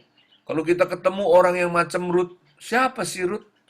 Ruth tuh bukan orang yang dihormati. Jangan kita pikir kalau dia sekarang cuma tukang beca atau supir. Jangan kita pikir bahwa nanti nggak akan terjadi sesuatu. Belum tentu loh, kita nggak tahu loh. Ya, itu sebabnya teman-teman, mari kita cerita tentang pesawat. Sebelum saya cerita, coba Anda ingat-ingat, siapa sih kalau sekarang dikenal sebagai pencipta pesawat terbang? Ya, siapakah pencipta pesawat terbang? Pasti Anda bilangnya Wright bersaudara. Ini pesawat tempur yang paling canggih, 3 kali kecepatan suara. Ini saya buat kira-kira 10 tahun, belum sampai 9 tahun lalu gambarnya. Mungkin sekarang udah lebih, saya belum riset lagi, ya. Ini pesawat penumpang terbesar pada zaman itu. Kira-kira 2011-12 saya buat slide ini. Anda teman-teman lihat tuh, ada 2 lantai pesawat, dalam isinya tuh 2 lantai. Bayangin gak sini kayak gedung Hotel Indonesia terbang gitu. Penumpangnya 500-an ya. Belum lagi kopernya. Nah ini pesawat kargo terbesar di dunia nih. Kayaknya nggak bisa mendarat di Soekarno-Hatta nih. Rodanya sebanyak itu. Tapi sejarah penerbangan yang diklaim diciptakan oleh Wright bersaudara dan mulai diciptakan itu sampai sekarang baru 100 tahun lebih. Ya, sebenarnya bermula dari mana? Siapa yang pertama kali? Nggak ada yang tahu. Ya, berbagai kisah mengatakan berapa ratus tahun sebelum Masehi berbagai bangsa menciptakan layang-layang. Dan kadang-kadang di layang-layang itu dikasih keranjang ya. Lalu ada manusia, kadang-kadang juga ada binatang makhluk ditaruh di situ. Dan ini salah satu titik-titik sejarah. Ya, dicatat bahwa ide penciptaan mesin itu ketika ada bola diisi air, dipanasin lalu muter. Ini idenya muncul juga tentang mesin ya. Leonardo da Vinci ternyata menjadi salah satu tonggak sejarah. Dia ada ratusan sketsa, yang dia buat tentang pesawat. Salah satu sketsanya akhirnya terwujud, namanya helikopter. Ya, tapi kan dari tadi kita nggak ada yang nyebut bahwa siapa sih pencipta pesawat? Pasti Leonardo nggak disebut. Ya, ini ada lagi 2 orang Prancis bikin balon udara. Balon udara yang dipanaskan, lalu menerbangkan domba, ayam, bebek. Berhasil terbang, lalu kemudian dia naikin orang, jatuh, gagal, maksudnya meninggal gitu ya. Nah ini tonggak sejarah. George Cayley, bapaknya aerodynamics. Dia bikin sketsa, dia hitung-hitungan fisika, ya. Dia menjadi bapak yang memberi banyak ilmu kepada penciptaan pesawat sampai zaman modern ini. Otto dari Jerman. Apa yang disketsakan oleh si George dibikin dalam ukuran yang sebenarnya, lalu dia lakukan 2.500 penerbangan dengan apa-apa yang disketsakan itu. Sampai dia jatuh, mati. Kita nggak sebut loh dia sebagai pencipta. Padahal dia berjasa loh. Akhirnya ada Samuel Langley masuk ke dalam sejarah. Dia menciptakan pesawat dengan ada mesinnya, ya, ada mesinnya. Karena udah diciptakan mobil waktu itu. Gagal, jatuh, nggak mati sih, tapi dia mutung, dia nggak mau terusin. Kalau dia terusin mungkin dia yang pertama. Upayanya Wright bersaudara malah dipuji. Kenapa berhasil menerbangkan dengan mesin 12 tenaga kuda, terbang 50 meter selama 12 detik. Teman-teman, apa yang saya mau ceritakan di sini? Siapa sebenarnya pencipta pesawat? Memang sejarah ini kadang-kadang curang. Yang terakhir, yang pegang tongkat estafet terakhir itu yang biasanya dipuji-puji. Kenapa? Karena dia dianggap yang mencipta.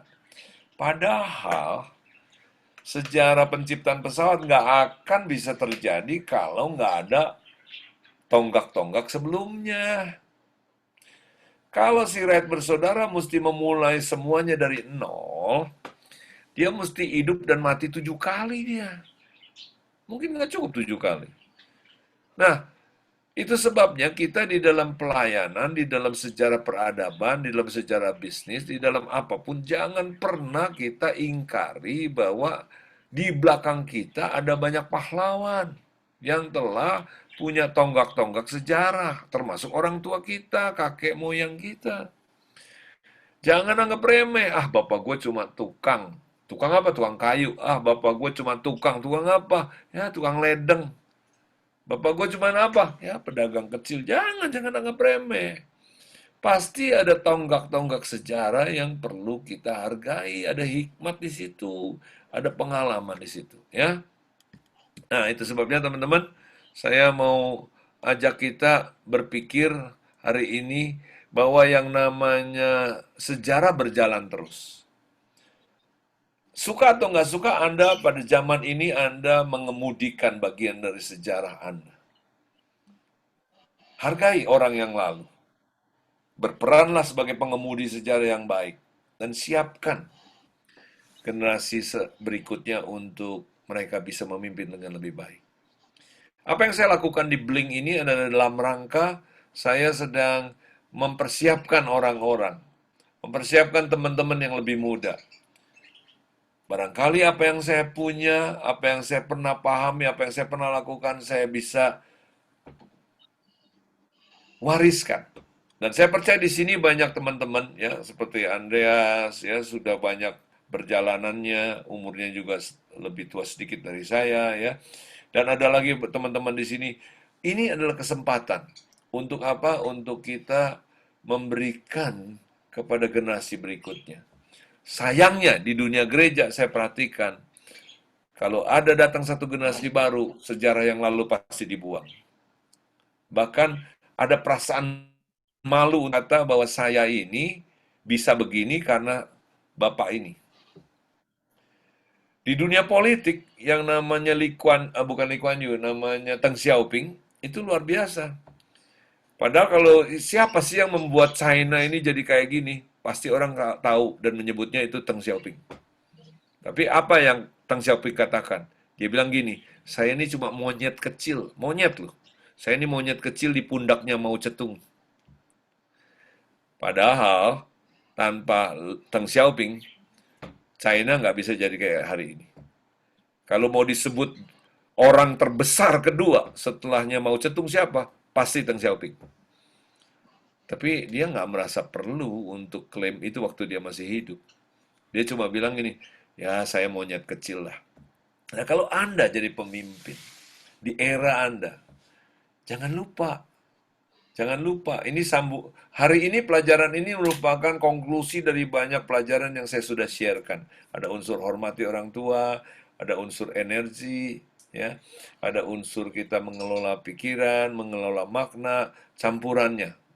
Ya, ini hari saya share supaya Anda mulai menyadari bahwa kita diberi kesempatan untuk menjadi pengemudi sejarah. Apakah sudah lewat? Saya masih punya 10-20 tahun lagi, tapi buat teman-teman kayak Herwin pasti lebih panjang. Semoga begitu.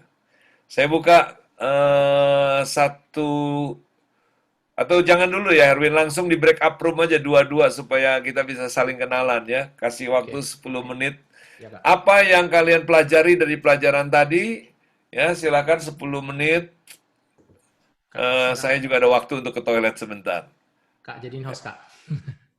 Host. Oke, kita Dua-dua orang aja ya, Kak ya? dua orang. Oke.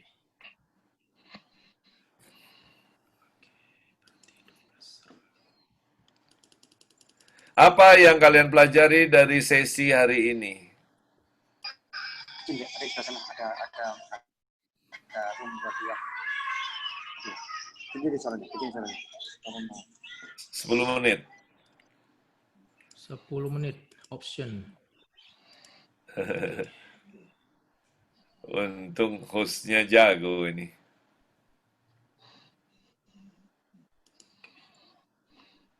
Si Randy lagi khotbah soalnya.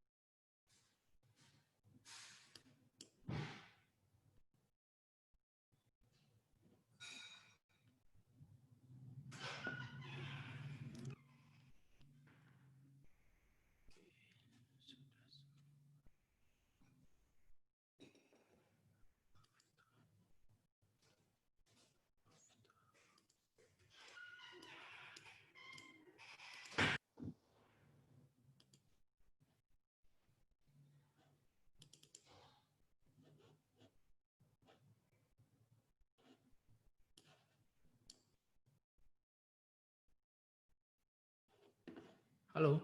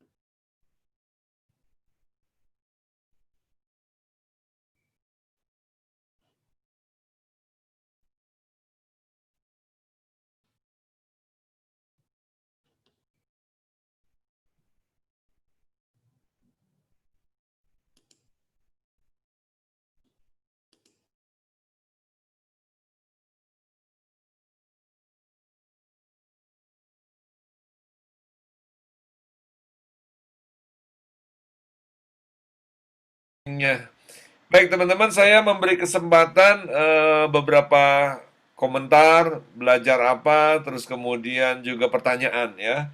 Nanti saya minta waktu 7 menit sebelum terakhir saya akan menyampaikan sesuatu. Silakan kita diskusi, kita sampaikan belajar apa. Ayo, siapa duluan bebas? Boleh Pasang. ngomong nggak, Sam? Silakan Dre, silakan Dre. Kayaknya gue kalau nggak ditahan ngomong terus nih. Gak apa-apa. Nggak, thank you banget hari ini, thank you banget. Tadi sebenarnya untuk menjelaskan mengenai tinggal tenang dan percaya, tadi juga saya share di grup diskusi saya, sepertinya buat hal itu buat saya tuh itu sih biasa ya.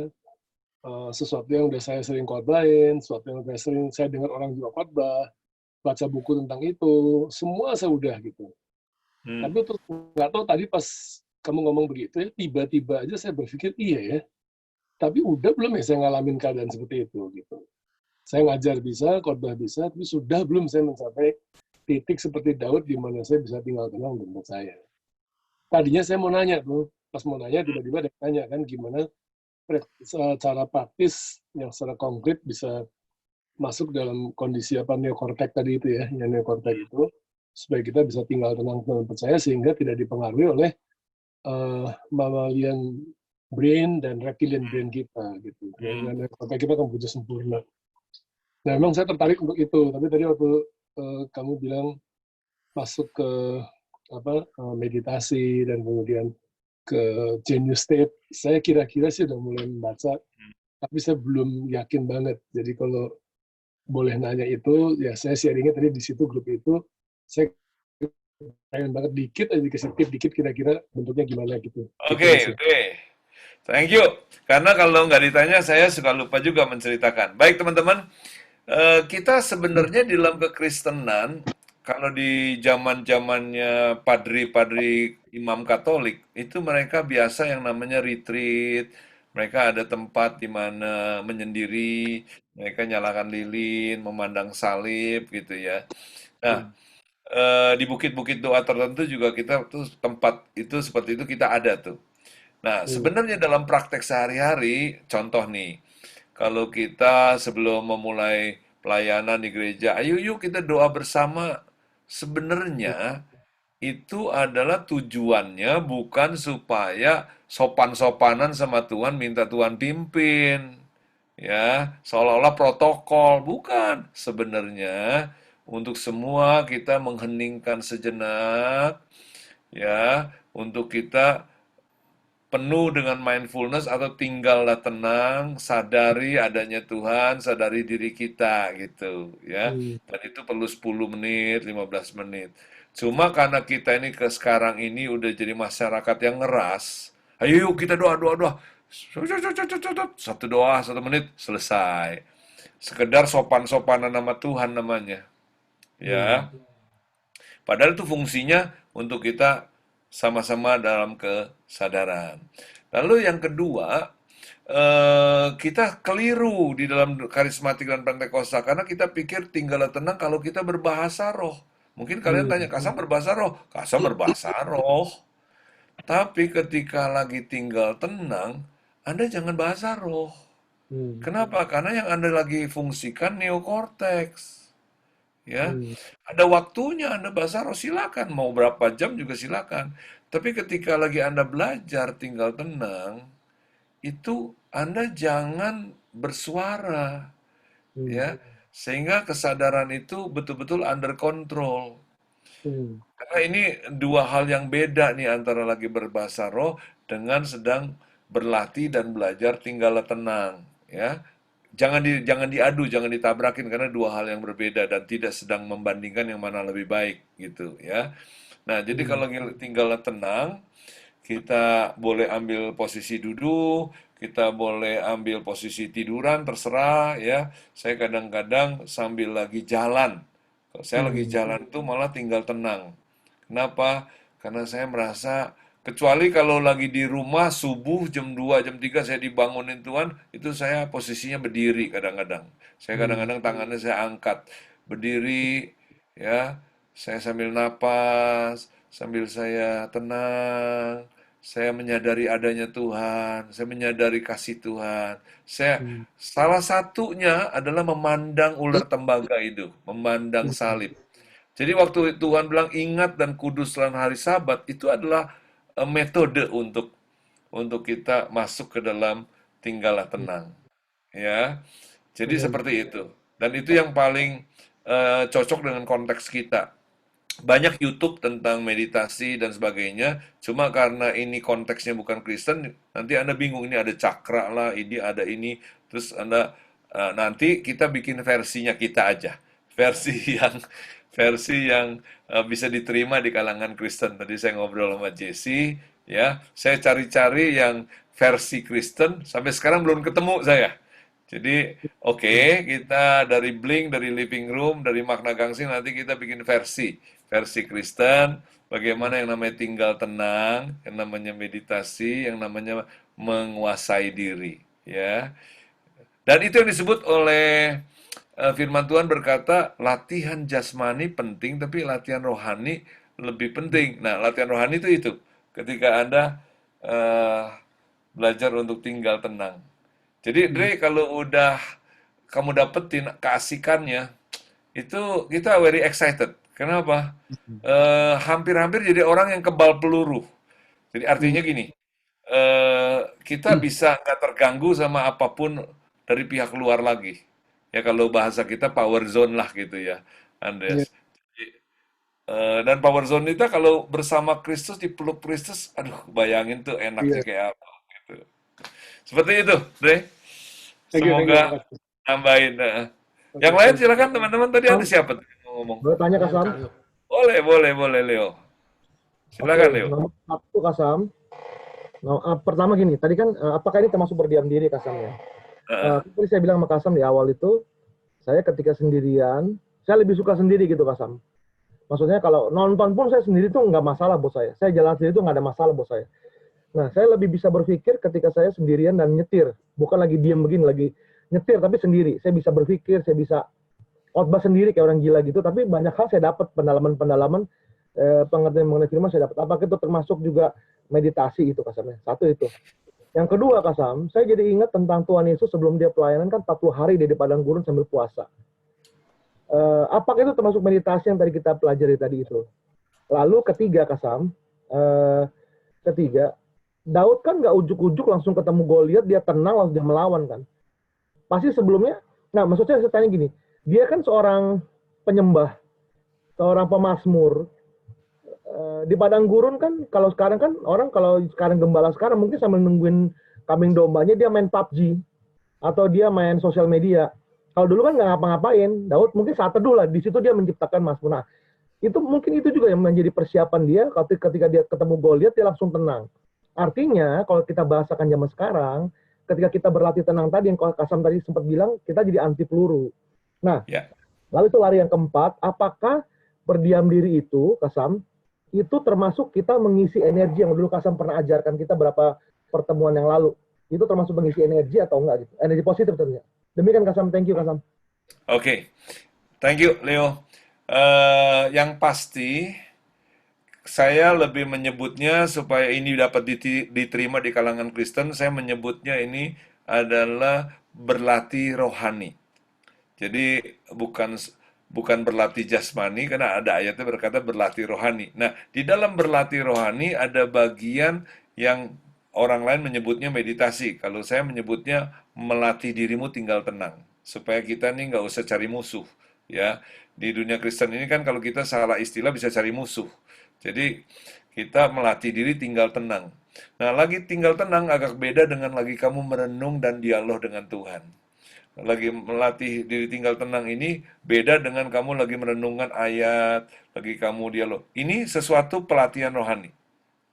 Ya, tapi ini istilahnya babaknya agak beda. Ini kalau di babaknya nih, babak di mana kamu memang lagi betul-betul nggak mikirin apapun, being dengan being saja. Gua nggak lagi mikirin tentang doing, gua nggak lagi mikirin tentang having, gua nggak lagi mikirin mau ngapain, gua nggak lagi mikirin apapun. Saya dan Tuhan adalah being. Jadi saya dengan Tuhan itu. Jadi kalau saya mau pakai perumpamaan orang dewasa nih, maaf ya sekali lagi. Di sini udah nikah semua ya, yang belum nikah siapa nih?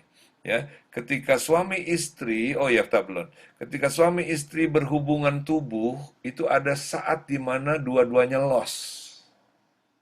Ketika dua-duanya mencapai puncaknya, itu loss. Ya, dan saat itu pasti Leo nggak pengen mikirin apa-apa kecuali is me and you.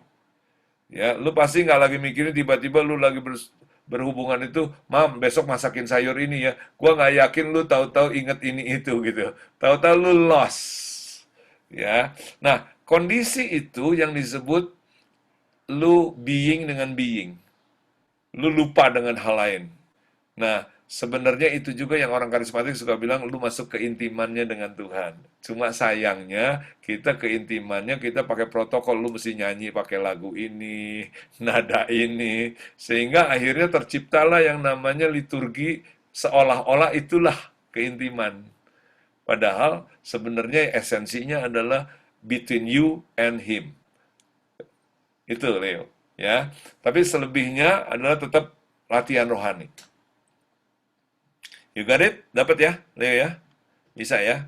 Oke, teman-teman saya mau nyampaikan beberapa hal sebagai penutup. Tanggal 30 besok adalah merupakan hari yang penting bagi saya dan juga penting buat Makna Gangsing dan teman-teman di Sabat Bling. Karena ini adalah wujud dari penggenapan yang Tuhan kasih akhir tahun 90. Tuhan meminta saya, ketika saya bertanya, Tuhan, ini saya dapat project dari Tuhan kan tahun 85 ya. Saya sekali lagi saya gambarin aja. Saya diberi perintah oleh Tuhan tuh tahun 85. Tuhan kasih satu tugas, lalu tahun 95 itu seolah-olah pekerjaannya udah 90% selesai.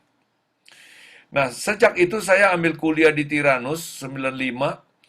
Terus kemudian saya bergumul sama Tuhan, apa yang saya mau kerjakan berikutnya? Kalau semua proyek ini udah selesai. Lalu Tuhan bilang, gembalakan. Yang belum bergembala. Saya tahu ini adalah di luar kotak gereja. Nah, jadi saya siapkan pengganti kepemimpinan yang saya selama ini kerjakan. Lalu tahun 2000, ya, saya mulai mempersiapkan diri, saya masuk ke dunia bisnis. Kenapa? Saya pikir bahwa di dunia bisnis ini saya akan mulai mengerjakan ini, menggembalakan yang belum bergembala. Nggak taunya, saya sendiri belum siap, dan saya jatuh ke dalam lubang yang dalam. Nah, akhirnya tahun 2010, saya berhasil keluar. Dan saya pikir bahwa ini waktunya saya mau menjalankan ini. Tapi ternyata setelah saya jalankan, ternyata belum waktunya. Sampai 2019 tahun lalu. Nah, disinilah kemudian saya menyadari bahwa ini waktunya sudah tiba.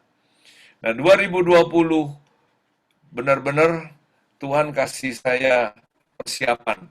Ya, bulan September tahun 2019 ketika kami doa puasa panjang, rencananya 10 hari, akhirnya cuma 6 hari. Ya.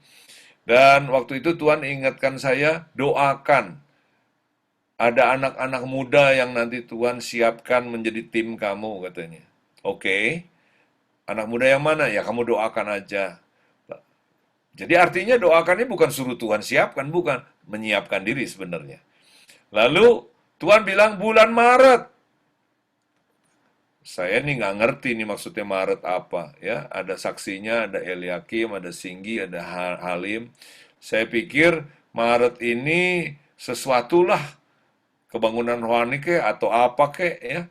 Nggak taunya Maret tanggal 2 Jokowi umumkan kita mulai mengalami yang namanya COVID ya. Oh, jadi saya mulai pahami nih Tuhan sedang membawa saya kemana. Nah, lewat COVID ini lahirlah ya kita punya program yang namanya Sabat Bling ini. Saya kumpulkan teman-teman. Nah, teman-teman, saya mau supaya Anda bantu saya menggenapi rencana Tuhan ini dengan menceritakan apa yang terjadi selama 2000 sampai 2010. Bagaimana saya keluar dari lubang yang dalam. Kenapa? Karena nggak banyak yang sudah jatuh mau cerita, dan nggak banyak juga yang jatuh bisa bangkit untuk menjadi alat Tuhan lagi. Kebanyakan kalau udah jatuh hilang aja dari peredaran, ya. Nggak jatuh aja kata si Leo, ah lu mah udah lewat katanya, gitu ya. Apalagi yang udah jatuh. Saya tampil nanti tanggal 30 bukan berbicara kepentingan saya. Kenapa? Karena ya kembali kalau yang namanya ambisi, saya kira saya sudah nggak terlalu punya ambisi. Ya, dalam arti kata nggak punya agenda apa-apa. Tapi saya merasa terbeban karena banyak yang jatuh, belum tahu caranya untuk bangkit. Ya, tanggal 30 saya akan berbicara. Nah, saya mohon dari saya minta Jesse di Aceh, tolonglah bicara dengan pengusaha-pengusaha. Jangan cuma di broadcast, di telepon, ditemui. Di Aceh saya minta 3 orang, ya. Kalau Anda ada di sini 2-3 orang, Anda telepon, Anda undang mereka. Nggak harus mereka pendeta, nggak harus full timer, tapi siapapun yang Anda rasa mereka bisa jadi berkat, silakan usahakan, ya. Erwin Wong nanti di Siantar. Teman-teman kenapa? Karena ini udah beberapa orang WA saya, Kak, gue dalam keadaan yang perlu dibantu. Kak, gue dalam keadaan yang juga sama kayak kakak katanya. Oke, saya bilang welcome to the club, ya. Tuhan nggak pernah gagal dan Tuhan tidak pernah ninggalin kita. Kalau mau pasti bisa karena Kasam udah lewatin dan Kasam punya pengalaman itu. Ya, dan Kasam akan ceritakan kepada audiens untuk mengerti langkah-langkahnya. Tentu saja 2 jam nggak bisa menyelesaikan semua penjelasan. Sehingga ada beberapa bagian menjadi judul-judul saja yang perlu diikuti dalam sesi-sesi yang lain. Tapi paling nggak roadmap-nya untuk kembali, Kasam akan kasih lihat sesuai pengalaman Kasam. Ya, tentu mungkin ada orang punya pengalaman yang lain. Nah, teman-teman, buat yang sudah membantu, Kasam terima kasih. Dan buat yang masih ingin membantu untuk menyebarkannya, mengajak tanggal 30, silahkan. Itu buat pria dan wanita, tanggal 30. Nah, nanti tanggal 13 Agustus memang khusus para pria saja. Karena di situ akan kita bahas, Kasam kupas tentang menghadapi sex challenge, tantangan seksual. Ya, mulai dari pikiran, kebiasaan-kebiasaan, perilaku seks, dan pornografi dan sebagainya, bagaimana Kasam keluar, bagaimana Kasam bisa menghentikan, bagaimana Kasam bisa menghandle ini. Ya, sebuah pertanyaan yang Kasam dulu nggak pernah dijawab oleh senior adalah, Pak, kalau saya ngelihat wanita seksi terus terangsang, gimana Pak? Larikan diri. Waktu saya lari, wanitanya udah nyangkut di kepala saya. Gimana caranya ngebuang dari kepala saya? Ya, ya, memang nggak setiap kali muncul, tapi dalam keadaan tertentu dia muncul lagi. Nah, terus gimana? Apalagi kalau yang masih muda, umur belasan 20, hormonnya masih kenceng. Ya. Lalu, apa yang kita lakukan buat jemaat yang anak-anak muda? Sekedar kita bilang, dosa, kamu perlu bertobat, kita perlu ajari mereka langkah-langkahnya untuk mereka bisa belajar menghandle tabiat-tabiat dan kebiasaan-kebiasaan ini. Ya, dulu Kasam nggak punya ininya, langkah-langkah detailnya. Kasam tunggu sampai akhirnya tahun 2019. Sekarang Kasam sudah punya dan Kasam udah coba ke diri sendiri dan coba juga ke beberapa orang. It works. Jadi nanti tanggal 13 roadmap-nya juga Kasam akan bagikan. Ya, sekali lagi Kasam mohon doa restu kalian dan mohon kalian bantu menyebarkannya dan mengajaknya dan tidak cukup di broadcast. Ya, itu yang mau Kasam sampaikan. Dan mengenai masalah history driver, Kasam cuma ingatkan kepada kalian bahwa apapun yang kalian kerjakan, ingat bahwa kalian sedang ada dalam perjalanan sejarah yang sama-sama kita nggak tahu nanti ujungnya kemana. Karena tiap orang punya peranan yang Tuhan sedang siapkan. Ya, hubungi orang-orang yang pernah berjasa dengan di dalam jalur Anda. Jadi tadi saya bilang, Jesse, kalau kamu pelatih basket, kamu perlu kumpulin cerita-cerita tentang tokoh-tokoh di dunia basket.